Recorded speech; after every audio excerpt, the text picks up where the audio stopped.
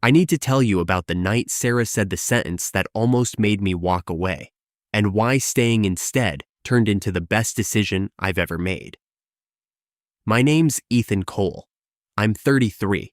I work as a high school history teacher, which means I spend most of my day explaining to teenagers why things that happened 200 years ago still matter, and most of my evenings grading essays about wars I've taught 100 times. I'd been divorced for almost 3 years by the time Sarah came into my life, and I'd gotten comfortable with the kind of quiet that comes after you stop expecting much from anything. Not bitter, just settled into low expectations like they were furniture. I met her at a mutual friend's housewarming, the kind of party where you know maybe 4 people, and spend half the night migrating between conversations, hoping one of them turns into something real. She was sitting on the kitchen counter, away from the main crowd, nursing a glass of wine she clearly wasn't that interested in. And when I introduced myself, she gave me this look, careful, assessing, like she was deciding how much effort I was worth before committing to a conversation. "Ethan," she said, testing the name, "you look like you'd rather be anywhere else." Accurate. You look like you've already decided you'd rather be anywhere else, too. That got the smallest smile out of her. "Sarah, and you're not wrong." We talked for the rest of that party, easily, the kind of conversation that doesn't feel like work. She did freelance copywriting. She'd lived in 4 different cities in the past 6 years. She had this dry, quick humor that snuck up on you right when you thought the conversation had gone serious.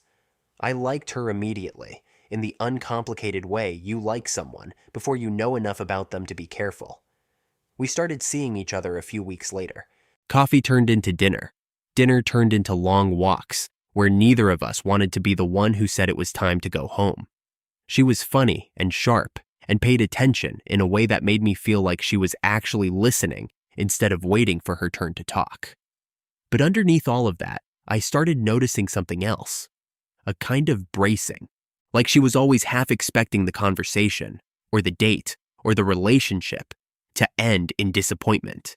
And she'd built a whole set of habits around getting ahead of that disappointment before it could surprise her. She'd cancel plans last minute, then apologize too much for canceling. She'd deflect any compliment with a joke before it could land. She'd go quiet for days sometimes, and when I'd ask if she was okay, she'd say she was fine in a tone that made it clear she wasn't, but that she also didn't expect me to push past the word fine to find out what was actually there. 3 months in, I asked her directly what was going on. Not accusing, just honest. We were sitting on my couch, a movie neither of us was really watching playing in the background, and I turned to her and said, "You pull away every time things start feeling good. I've noticed. I'm not mad about it. I just want to understand it." She was quiet for a long time, long enough that I thought she might just change the subject, the way she usually did. But then she set down her glass and looked at me with an expression I hadn't seen from her before, tired in a way that had nothing to do with the hour. "I'm too broken to be loved," she said, not in a dramatic way. "I'm not asking you to argue with me. I'm just telling you the truth so you can decide what you want to do with it before you're in too deep to walk away easily." I sat there for a second, letting that land. It wasn't said for sympathy. It wasn't said as a test either. Not the way some people say things like that, hoping you'll prove them wrong with enough reassurance. She said it like a fact she'd already made peace with, flat and final, the kind of sentence someone says after they've had years to practice believing it. "Why do you think that?" I asked, careful with it. "Because every relationship I've had ends the same way," she said. "I get attached, I start needing things, and the second I actually need something, the other person realizes I'm more work than they signed up for. It's happened enough times that I stopped thinking it was bad luck. I think it's just what I am to people eventually. Too much. Or not enough. Depends on the day." I didn't say anything right away. I knew enough not to rush in with some easy reassurance, because anything too quick would have just confirmed what she already believed, that people say nice things in the moment and disappear when it gets hard. "I'm not going anywhere," I said eventually. "I'm not saying that to win an argument. I'm saying it because it's true tonight, and I plan on it being true tomorrow too." "You say that now." "I know. That's the only time anyone can say anything. Now is what I've got." She looked at me for a long moment, something unreadable behind her eyes, like she was waiting for the sentence that usually came next from other people. The slow exit disguised as patience, the gradual disappearing act. When it didn't come, she just nodded once, like she was filing the moment away to see if it held up over time, and changed the subject. "I want to be honest with you about something. I didn't fully understand what I was signing up for that night. I thought it was going to be a matter of being patient, being consistent, proving with enough time that I wasn't like whoever had come before me. I didn't realize how long that kind of proving actually takes, or how many small moments it would take to chip away at something that had been built over years, not weeks." There was a night about 2 months later when she had a bad one, the kind where the bracing turned into something heavier. She called me at almost midnight, voice tight in a way I hadn't heard before, saying she didn't want to be a burden, but she also didn't want to be alone, and could I maybe just stay on the phone for a while? I didn't just stay on the phone. I got in my car and drove over, because some things shouldn't happen through a screen if you can help it. When I got there, she opened the door looking smaller than I'd ever seen her, like the day had taken something out of her she hadn't gotten back yet. "You didn't have to come," she said. "I know. I wanted to. I'm not in good shape tonight." "I didn't ask you to be in good shape. I asked if you wanted company." We sat on her couch for hours that night, mostly quiet, occasionally talking about nothing important, just letting the silence be okay between us, instead of something either of us needed to fill. At one point, somewhere around 2 a.m, she said very quietly, almost like she didn't want me to hear it clearly enough to respond, "I keep waiting for you to get tired of this version of me." I turned to look at her. "Which version is that?" "The one that needs things, the one that isn't fun and easy all the time." "I'm not with you because you're easy," I said. "I never thought that was the deal." "Then what's the deal?" "That I'd rather sit on this couch at 2 a.m. with the hard version of you than have the easy version of anyone else."